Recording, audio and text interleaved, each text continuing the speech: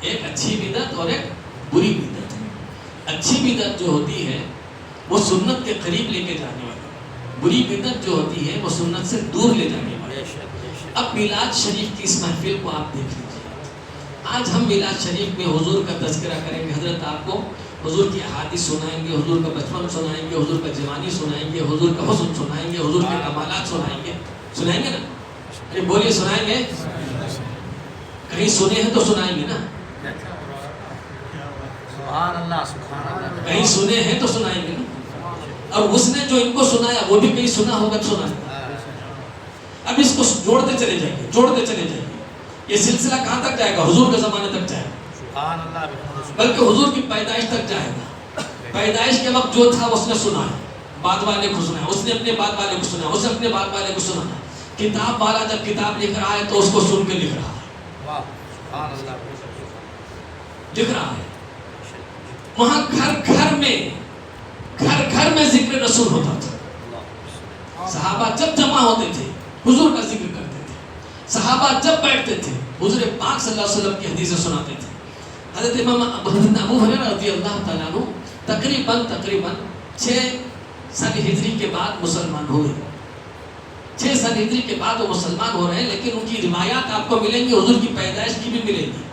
ان کی روایتوں میں حضور کی ہجرت سے پہلے کے بھی احادیث ملیں گی. ان کی روایات میں آپ کو حضور کے وہ زمانہ کی بھی روایت ملے گی جب حضور نے بھی اعلان نبوت نہیں فرمایا. ہر طرح کی روایات ان کے پاس ملے گی. اب پوچھیں امام حضرت ابو ہریرہ سے، ابو ہریرہ یہ تم تو جب مسلمان ہی نہیں ہوئے تھے تو یہ حدیث سنا کہاں سے رہے ہو؟ وہ کہیں گے کہ میں نے اپنے صحابہ اکرام کی صحبت میں سنا ہے. تو صحابہ حضور کی میلاد کا بھی تذکرہ کرتے تھے. کبھی تو حدیث میں آیا، حدیث کہہ کر اس کو روایت کی جا رہی ہے تو حضرت رسول صحابہ اکرام حضور کی پیدائش کا بھی ذکر کرتے تھے، حضور اکرم صلی اللہ علیہ وسلم کے حسن و جمال کا بھی ذکر کرتے تھے. اور مائیں اپنے بچوں کو، جیسے آج کل ہم لوگ تو ہمارے گھروں میں یہ ٹی وی اور ویڈیو اور ساری یہ چیزیں ہمارے پاس آ گئی ہیں، جس کی وجہ سے بچہ بھی ہے تو اس کے ہاتھ میں بہلانے کے واسطے اس کو یوٹیوب نکال کے دے رہے ہیں، وہ گانے دیکھ رہا ہے بچہ، اس میں ماں کھانا کھلا رہی ہے، وہ کھا رہا ہے ان کو سمجھانے کے لیے. مگر اس زمانے میں یہ ساری چیزیں تو تھی نہیں. مائیں اپنے بچوں کو مصطفیٰ کا ذکر سناتی تھی. ایک صحابی اپنی امی سے پوچھتے ہیں اماں تم نے حضور کو دیکھا ہے، بتا حضور کیسے تھے؟ تو وہ اماں بچے کو سنا رہی، کہتی ہے اذا رأیت الشمس طالعۃ، اگر تم دیکھتے ان کو تو ایسا لگتا ہے کہ سورج نکلا ہوا ہے. ایک ماں سے بچہ پوچھتا ہے ماں یہ بتاؤ کہ حضور کا چہرہ کیسا تھا؟ تو ماں بچے کہہ رہی کہ بیٹا میرے سرکار ایسے خوبصورت تھے کہ دیوار کا سایہ حضور کے کال میں نظر آتا تھا.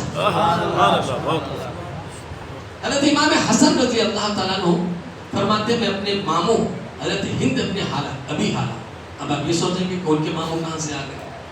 حضرت بی بی خدیجہ رضی اللہ تعالیٰ عنہ کی تقریباً حضور سے پہلے 3 شادیاں ہو گئی تھیں، ان کے بچے ان کے پاس تھے. اس میں سے ایک ہند ابن ابی حالہ بھی تھی. یہ حضرت امام حسن کے ماموں ہیں اور یہ سب مسلمان ہوئے تھے، سب کے سب مسلمان. حضرت خدیجہ کے جتنے بچے تھے سب مسلمان ہوئے، سیدہ خدیجہ رضی اللہ تعالیٰ عنہ. تو حضرت ہند ابن ابی حالہ یہ جو ہے حضور کا حلیہ سناتے تھے، حضور کی جو کہتے ہیں اس کو چہرے مبارک کے بارے میں جو سناتے تھے. اتنے مشہور تھے صحابہ اکرام میں کہ اگر کسی کو یاد آتی کہ چلو آج حضور کا حلیہ سنیں، حضور کا چہرہ سنیں، حضور کیسے تھے سنیں، تو ان کو بلاتے اے ہند سنا تو صحیح حضور کیسے تھے. حالانکہ سب نے دیکھا تھا، مگر جب حضرت ہند سناتے، حضرت ہند اپنے حالہ سناتے تھے، صحابہ کی آنکھوں میں حضور کا نقشہ کھنچ جاتا تھا، کھنچ جاتا تھا. یعنی ایک ایک پال کی آپ اس میں تفسیر کرتے چلے جاتے. حضور کے ابرو ایسے تھے، حضور کے پلک ایسے تھے، حضور کے دیدے ایسے تھے، حضور کی پتلی ایسی تھی، حضور کے ہونٹ ایسے تھے، مونچھ ایسے تھے، داڑھی کے بال ایسے تھے، بال سر کے ایسے تھے، کان ایسے تھے اور کانوں کی لمبائی ایسی تھی، کانوں کے اندر ایسی کرامت تھی، کندھے ایسے تھے، کندھوں کے اندر گوشت ایسا تھا، ہڈی ایسی مضبوط تھی، ہڈی کلائی ایسی تھی، انگلیاں ایسی تھی، حضور کا سینہ چوڑا ایسا تھا، حضور پاک صلی اللہ علیہ وسلم کا جی کہ اس کو ران ایسی تھی، حضور کی پنڈلیاں مبارک ایسی تھی، حضور کے قدم ایسے تھے، قدم کی انگلیاں ایسی تھی، انگلیوں کے ناخن ایسے تھے. سبحان اللہ سبحان اللہ. نعرہ تکبیر، نعرہ رسالت، سرکار کی آمد، سردار کی آمد سبحان اللہ حضرت امام حسن خود اس گود میں پلے، مصطفیٰ جان رحمت صلی اللہ علیہ وسلم کی گود میں پلے، حضور کے کندھوں کے سوار ہیں وہ، حضور ان کو سینے سے چمٹائے رکھتے تھے، اور جب حضور کا انتقال ہوا تو ان کی عمر قریب 6 یا 7 سال کی تھی، اسی لیے روات نے انہیں صحابہ اکرام میں داخل فرمایا۔ اب اتنا جو 6-7 سال کا بچہ ہے، اور وہ بھی امام حسن الحمدللہ، جو صورت میں خود حضور کے جیسے تھے، خود حضور کی طرح تھے، سر سے سینے تک ان کا جسم پورا حضور کی طرح تھا، اور پھر پیروں سے قدموں تک سیدنا امام حسین ان کی سرکار کے اندر صلی اللہ علیہ وسلم کی سایہ تھے۔ امام احمد رضا نے کہتے ہیں معدوم نہ تھا سایہ شاہ ثقلین، اس نور کی جلوگاہ تھی ذات حسنین، آدھے سے بنے ہیں آدھے حسین، سبحان اللہ، بہت آدھے سے بنے حسن اور آدھے سے حسین، سبحان اللہ، بہت اگر یہ دونوں مل جاتے تو مصطفیٰ کا سراپا نظر آئے۔ سبحان اللہ، سبحان اللہ۔ صحابہ کرام کو جب حضور اکرم صلی اللہ علیہ وسلم کی یاد آتی اور حضور کو دیکھنے کی تڑپ ہوتی حضور کے انتقال کے بعد، تو امام حسن کی زیارت کر لیا کرتے تھے، اس لیے کہ وہ جمال مصطفیٰ تھا۔ اب خود ہی اپنے نانا کا جلوہ پوچھ رہے ہیں، کس سے؟ حضرت اپنے ماموں سے پوچھ رہے ہیں، ماموں ذرا سناؤ تو صحیح ہمارے نانا حضرت کیسے تھے، نانا حضرت کا چہرہ کیسا تھا، نانا حضرت کی زلفیں کیسے تھے۔ اب حضرت ابن ہند ابن حالہ سنا رہے ہیں، اور وہ روایت امام حسن کی یہ روایت تقریباً تمام حدیث کی کتابوں میں لکھی۔ اگر حضور کا ذکر نہیں ہوتا تھا تو یہ سب معلوم کیسے ہوتا تھا؟ یہ سب معلوم کیسے ہوتا؟ آج ہم 1400 سال کے 1500 سال میں 1500 سالہ سرکار اقدس صلی اللہ علیہ وسلم کے میلاد شریف کے جلسے میں بیٹھے ہوئے ہیں، تقریباً 1450 سال کے بعد آج ہم لوگ حضور پاک صلی اللہ علیہ وسلم کی زندگی کے ایک ایک لمحے کے بارے میں جان رہے ہیں، اور حضور کی ہر ایک بات کے بارے میں سن رہے ہیں، تو یہ کہنا پڑے گا کہ یہ اگر وہ لوگ اس کو ذکر کے طور پر نہ کرتے، اپنے بچوں کو نہ سناتے، اپنی محفلوں میں نہ سناتے، خدا کی قسم کتاب کی شکل میں امام بخاری ہم کو نہیں دے سکتے تھے، محدثین اس کو کتاب کی شکل میں ہم کو نہ دیتے، اور محدثین اس کو حدیث کہہ کے روایت کر رہے ہیں۔ حدیث کسے کہتے ہیں؟ یا علماء بیٹھے میں پوچھئے بتائیے، بتاتے ہیں کہ حضور کے کہنے کو حدیث کہتے ہیں، یا حضور نے کوئی کام کر لیا تو حدیث کہتے ہیں، حضور اکرم صلی اللہ علیہ وسلم کے سامنے کسی نے کوئی کام کیا تو اسے حدیث کہتے ہیں۔ اب امام بخاری حدیث کہیں کہ حضور کی میلاد کو یاد کر، تو پیدا ہونا بھی تو ایک کام ہے، حضور پیدا ہوئے تو ایک کام ہوا، اس لیے حدیث ہو گئی۔ حضور کا بچپن گزرا، یہ بھی حدیث ہے، کیوں؟ اس لیے کہ بچپن میں جو کام ہوئے سب کام ہے، کام اس لیے حدیث ہے، اس لیے اس کو حدیث کہہ رہے ہیں۔ حضور کے اعلان نبوت سے پہلے کے تمام واقعات کو حدیث کے طور پر صحابہ لکھ رہے ہیں، سنا رہے ہیں، دوسروں کو بتا رہے ہیں۔ پتہ چلا کہ حضور کا ذکر شریف ہر زمانے میں ہوا اور ہر زمانے میں ہوتا رہے گا، اور صحابہ اس ذکر کی محفلوں میں رہتے تھے اور اس پہ ذکر مصطفیٰ کرتے تھے۔ بھلے اس زمانے میں اس کا نام میلاد النبی نہیں تھا، اس کا نام میلاد النبی نہیں تھا، بعد میں آنے والوں نے اس کا نام میلاد النبی رکھا، میلاد النبی نام رکھا۔ میلاد النبی نام سے یہ بدعت نہیں ہو سکتی، اس لیے کہ میلاد کا جو لفظ ہے یہ بھی بدعت نہیں ہے، یہ بھی بدعت نہیں۔ حضور کے زمانے میں خود یہ لفظ چلا ہے، حضور سے پوچھا گیا کہ آپ کی پیدائش کیسے ہوئی، آپ کب سے پیدا ہوئے؟ صحابی پوچھتے محمد متى وجبت لك النبوة یا رسول اللہ، سرکار آپ کو یہ نبوت کب سے ملی؟ تو حضور فرماتے ہیں میں اس وقت سے نبی ہوں ابھی جب آدم کے پانی اور مٹی سے ان کا وہ گارا بودا جا رہا تھا، وہ مٹی ملائی جا رہی تھی، حضرت سیدنا آدم علیہ السلام کا اسٹیچو بنانے کے لیے جو مٹی ملائی جا رہی تھی، اس وقت میں نبی تھا۔ سبحان اللہ۔ سرکار سے صحابہ پوچھ رہے ہیں، ایک دن روزہ رکھے سرکار، پیر کا دن تھا، تو حضور آج آپ نے روزہ رکھا؟ فرماتے ہاں، ولدت فیہ بعثت فیہ، اسی دن پیدا بھی ہوا اور اسی دن اللہ نے مجھے رسالت کا حکم بھی فرمایا۔ اب ولد کا مطلب یہ ہوا کہ پیدائش کا ذکر آیا نا، تب میلاد کا ذکر حضور نے نہیں کیا، کس نے کہا؟ جس نے بھی یہ کہی کہ حضور نے میلاد نہیں منایا، منانا کے مطلب الگ ہو گیا، حضور نے اپنی میلاد کا ذکر کیا یا نہیں کیا؟ بلکہ ایک موقع پہ سرکار فرماتے ہیں ہاں میں حضرت ابراہیم کی دعا ہوں، اپنی ماں کا خواب ہوں، اور جب میں پیدا ہوا تو میری ماں کے بدن سے ایسا نور نکلا کہ میری ماں گھر بیٹھے بصرہ اور عراق کے محلوں کو دیکھ رہی تھی۔ سبحان اللہ سبحان اللہ بہت خوب حضور اپنی پیدائش خود بتا رہے ہیں، سرکار اپنی پیدائش خود سنا رہے ہیں. اب تم کہو یہ حدیث ضعیف ہے، یہ حدیث ویسی، یہ تو تمہاری عادت ہے.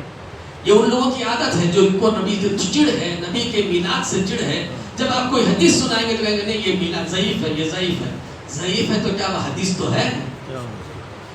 اور پھر ضعیف حدیث فضائل میں ضرور مقبول ہے. اور پھر حدیث ضعیف کیسے ہوتی؟ راوی کی وجہ سے حدیث ضعیف ہوتی ہے، ورنہ سرے سے حدیث ضعیف نہیں ہوتی. جو روایت کرنے والا ہے وہ ضعیف ہے، اس کے اندر کوئی کھوٹ ہے جس کی وجہ سے حدیث کو ضعیف کر رہے ہیں. حدیث میں کوئی کھوٹ نہیں ہے، حدیث میں کوئی کھوٹ نہیں ہے. جس نے سنایا اس کے اندر کھوٹ ہے، جس نے یہ روایت لی اس کے اندر کھوٹ ہے. تو ضعیف وہ راوی ہوا، حدیث نہیں. ضعیف وہ راوی ہوا، ورنہ دوسرے طریقے سے یہ حدیث کہیں نہ کہیں سے مل جاتی ہے، کہیں نہ کہیں سے آ جاتی ہے. جب دوسرے طریقے سے آ جاتی ہے، چند لوگ مل کے جب کسی بات کو کہتے ہیں تو بات صحیح ہو جاتی ہے، اس بات کا ویٹ ہو جاتا ہے، اس بات کے اندر وزن ہو جاتا ہے.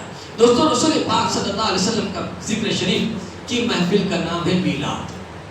اور میلاد النبی منانا آج کے زمانے میں ضروری ہے. جیسے آپ کے پاس قرآن شریف ہے نا، ہے نا بھائی، بولو نا. حضور کے زمانے میں یا سیدنا ابوبکر صدیق نے جو قرآن لکھا تھا اس کے اندر حروف ایسے ہی تھے.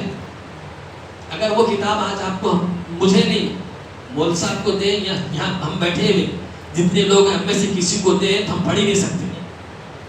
جو سیدنا ابوبکر صدیق کے زمانے میں قرآن شریف لکھا گیا اس کے اندر نقطے نہیں ہیں، اس کے اندر حروف کی صورتیں ایسی ہیں جیسے آج آپ کے پاس ہے. اگر وہ آج ہمارے پاس آ جائے، بولے سنت وہی ہے، وہی پڑھنا ہے، تو کوئی نہیں پڑھ سکتا. آج جو تمام صورتیں حروف کی بنی ہیں، یہ رفتہ رفتہ رفتہ ہماری آسانی کے لیے زمانہ دور ہوتا گیا، حضور سے دور ہوتے گئے اور اسلام دور دور جاتا گیا. ادھر ہندوستان میں آ گیا، ادھر ایران میں چلا گیا، ادھر پاکستان میں چلا گیا، ادھر رشیا میں چلا گیا، ادھر یورپ میں چلا گیا. تو ان سب کی آسمانہ عربوں کے لیے ضروری نہیں تھا. ہم جو عجم کے لوگ ہیں، ہمارے قرآن پڑھنے کے لیے حروف کو بھی ممتاز کیا گیا. پھر ہم کو اس کے لیے اس زمانے میں زبر زیر پیش کا ایسا احاطہ ہی نہیں تھا کہ زبر ہوگا، زیر ہوگا، پیش ہوگا. ان لوگوں نے زبر زیر پیش بھی نہیں لگایا، بس جیسا ان کے زمانے کی تحریر تھی ویسا لکھ دیا. اور اس کو اگر آج ہمیں دے دیا جائے تو بڑے سے بڑا علامہ بھی اس قرآن کو نہیں پڑھ سکتا. جو سیدنا ابوبکر صدیق کے زمانے میں لکھی گئی اس قرآن کو بڑے سے بڑا علامہ نہیں پڑھ سکتا. اس قرآن کو آج پڑھنے کے لیے ہمارے پاس زبر زیر پیش ہے نہیں ہے. اگر زبر زیر پیش لگائے ہیں تو یہ کب لگائے گئے؟ تقریباً 100 سال کے بعد، جب صحابہ کا زمانہ ختم ہو چکا. اب یہ بدعت ہے، یہ زبر زیر پیش کیا ہے؟ بدعت ہے. بے کے نیچے ایک نقطہ بدعت ہے. کیا بات، کیا بات. ہاں، بدعت میں جو بے ہے وہ بھی بدعت ہے. واہ کیا بات، وہ بھی بدعت ہے. اب آپ سوچتے جائیے، یہ بے کے نیچے ایک نقطہ، دے کے اوپر 2 نقطے، سے کے اوپر 3 نقطے، جیم کی صورت ایسی، یہ بھی بدعت ہے. اس پہ ایک نقطہ، یہ بھی بدعت. خا ایسا، اس کے اوپر ایک نقطہ، یہ بھی بدعت. عین کی شکل ایسی، اس کے اوپر یہ بھی بدعت.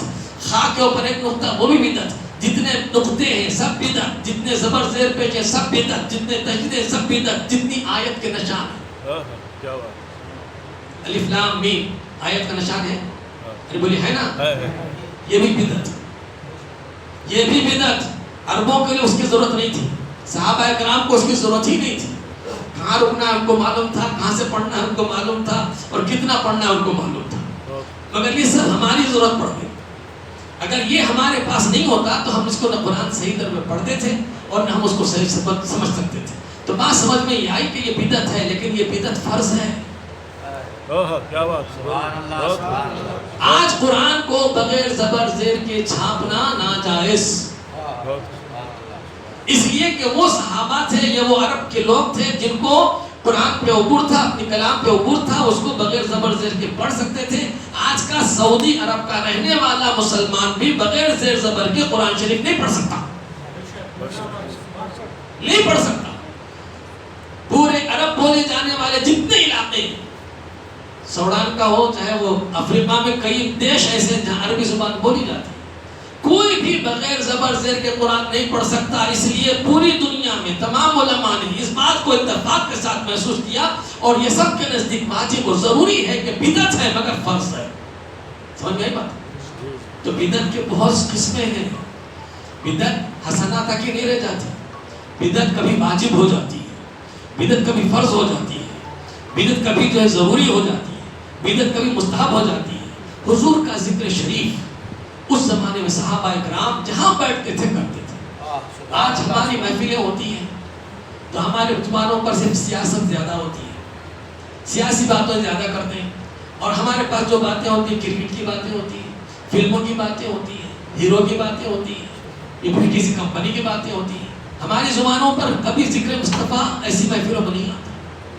ہماری محفلوں میں ذکر مصطفیٰ نہیں آتا. ہماری محفلوں میں صرف دنیا کی ٹاپک رہتی ہے, فلاں کا فلاں لیڈر ایسا, فلاں لیڈر ایسا, فلاں ایسا ہو رہا, سیاست میں ایسا ہو رہا, فلاں میں ایسا ہو رہا. ہمارا یہ اٹھنا بیٹھنا ہے. اب ایسے موقع پر جبکہ امت پہلے تھا کہ اردو میڈیم پڑھتے تھے, کہیں نہ کہیں جا کے اردو پڑھنا آتا تھا تو کہیں نہ کوئی حضور کی سیرت کی کتاب مل جاتی, پڑھ لیتا بچہ. مگر آج کا یہ حال ہے کہ سب کے سب انگلش میڈیم چلے گئے. اب حضور کی سیرت کیا معلوم اس کو, نماز کا طریقہ کیا معلوم اس کو, روزے کا طریقہ کیا معلوم اس کو, گھر کا ماحول اچھا ہے ٹھیک ہے, نہیں ہے تو پورا ہاتھ اس کا خالی ہے.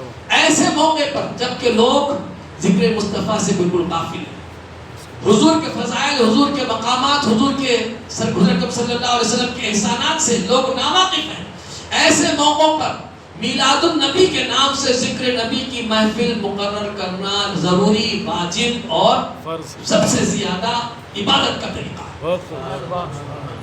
اور ایک بات عرض کروں, جس طرح نماز ایک عبادت ہے, روزہ ایک عبادت ہے, ایسے ہی میلاد النبی بھی عبادت ہے. اور یہ بات میں اپنے سے نہیں کہہ رہا ہوں, ہم سے بڑے بڑے جلیل القدر علماء کرام جب بھی یہ بات شروع ہوئی, لوگ کہتے ہیں کہ اس کو بادشاہ مظفر نے شروع کیا, فلاں بادشاہ نے, کسی نے بھی شروع کیا, مگر ہے تو یہ ذکر مصطفیٰ تو ازل سے ہے. جب سے اللہ نے چاہا کہ کسی کو پیدا کرے میں پہچانا جاؤں, اس وقت سے جس کو پیدا کیا وہ ذات محمد رسول اللہ صلی اللہ علیہ وسلم. حضور وہ ذات ہے کہ ان کی بلندیوں کا اندازہ کوئی نہیں لگا سکتا. حضرت سے پوچھئے, اللہ کا عرفان بڑا آسان ہے. حضرت سے اگر پوچھے اللہ کون, بولے اللہ وہ جو پیدا نہیں ہوا. اللہ کون, بولے جو اکیلا ہے. اللہ کون, بولے جو جگہ سے پاک ہے. اللہ وہ جو زمانے سے پاک ہے. اللہ وہ جو جسمانیت سے پاک ہے. اللہ وہ ہے جو احتیاط سے پاک ہے. آئی بات سمجھ میں. مگر حضور کیا ہے, اگر جگہ نہیں ہے تو کسی چیز کا وجود نہیں ہو سکتا. بولے جگہ ہے تو وجود ہے, یہ زمین ہے تو یہاں بیٹھے ہوئے, اگر زمین کی جگہ نہیں ہوتی تو ہم نہیں ہوتے. تھوڑی دیر آپ ادھر گفتگو سنیے, ورنہ پھر میری آخری گفتگو آپ کے ذہن میں نہیں رہے گی. جگہ ہے تو آدمی ہے, ویسے ہی زمانہ, ہر چیز زمانے اور جگہ میں محدود ہے. اس پر زمانہ بھی گزرتا ہے, اس کے اوپر جگہ بھی ہے نا, ہے کہ نہیں. جگہ بھی ہونا ضروری ہے اور زمانہ بھی ہونا ضروری ہے. اگر کسی کو زمانے سے خارج کرنا ہے تو مر جانا پڑے گا, مگر پھر وہاں بھی زمانہ گزرے گا. اگر کسی کو جگہ سے خارج کرنا ہے تو اسے بھی مر جانا پڑے گا, مگر وہاں بھی جگہ ہے. جگہ وجود کے لیے جگہ ضروری, اور اللہ وجود ہے, واجب الوجود ہے, لیکن اس کے لیے جگہ ضروری نہیں. ہر وجود کے لیے جسم ضروری, مگر اس کے لیے جسم ضروری نہیں. ہر وجود کے لیے زمانہ ضروری ہے, مگر اس کے لیے زمانہ ضروری نہیں. مگر آؤ, جب اللہ تعالیٰ کی تعریف سمجھ سکتے ہو, آؤ مصطفیٰ کو دیکھو. اللہ وہ جو جگہ سے پاک ہے, اللہ وہ جو زمانے سے پاک ہے. میرے نبی کی شان اگر دیکھنا ہو تو دیکھو, حضور مدینے میں ہے تو جگہ میں ہے نا, مکے میں ہے تو جگہ میں ہے, احد میں ہے تو جگہ میں ہے. مولانا یہ بتائیے معراج میں ہے کہاں ہے؟ کون سی جگہ ہے جسے لا مکان کہہ رہے ہو, وہ کوئی مکان ہے؟ لا مکان جسے کہہ رہے ہو قرب خداوندی میں ہے, وہاں کوئی جگہ ہے؟ اسے اگر جگہ مانیں گے کافر ہو جاؤ گے. وہاں کوئی زمانہ ہے؟ زمانہ نہیں مانو گے, نہیں کہنا پڑے گا, زمانہ مانو گے تو کافر ہو جاؤ گے. حضور ہے, زمانہ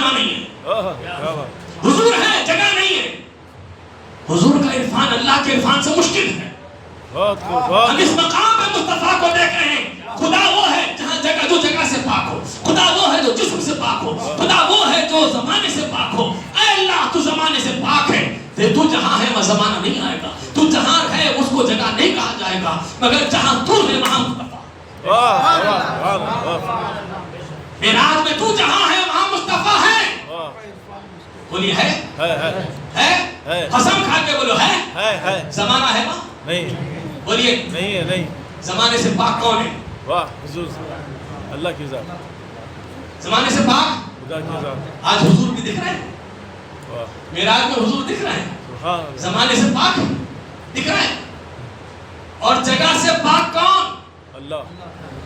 حضور دکھ رہے ہیں جگہ سے پاک.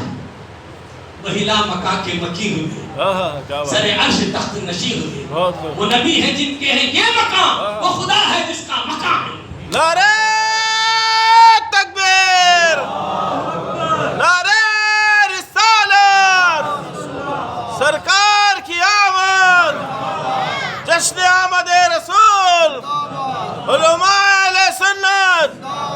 سبحان یہ تو اللہ. ہمارا سینہ ہے جو مصطفیٰ کو اس مقام پہ دیکھ کر بھی عبدہ و رسولہ پڑھتے ہیں. سبحان اللہ. اس مقام پہ دیکھ کر بھی عبدہ و رسولہ پڑھتے ہیں. اور لوگ ہیں جنہوں نے نبیوں کا چھوٹا سا معجزہ دیکھ لیا اور انہیں اب خدا کہہ دیا. خدا کا بندہ چھوڑ کر خدا کا بیٹا کہہ دیا. مگر یہ سنیوں کا سینہ ہے کہ اپنے نبی کو سورج پلٹاتے ہوئے دیکھتا ہے تو عبدہ و رسولہ کہتا ہے. چاند کو دو ٹکڑے کرتا ہوا دیکھتا ہے تو بھی عبدہ و رسولہ کہتا ہے. اور وما ینطق عن الہویٰ ان هو الا وحی یوحیٰ. کیا شان فنا ہے کہ اللہ فرما رہا ہے حبیب تو تیری زبان سے نکلتا ہے تو نہیں میں بول رہا ہوں. واہ واہ بہت خوب بہت خوب. سبحان اللہ. کیا مقام ہے یہ؟ بہت خوب. کیا مقام ہے؟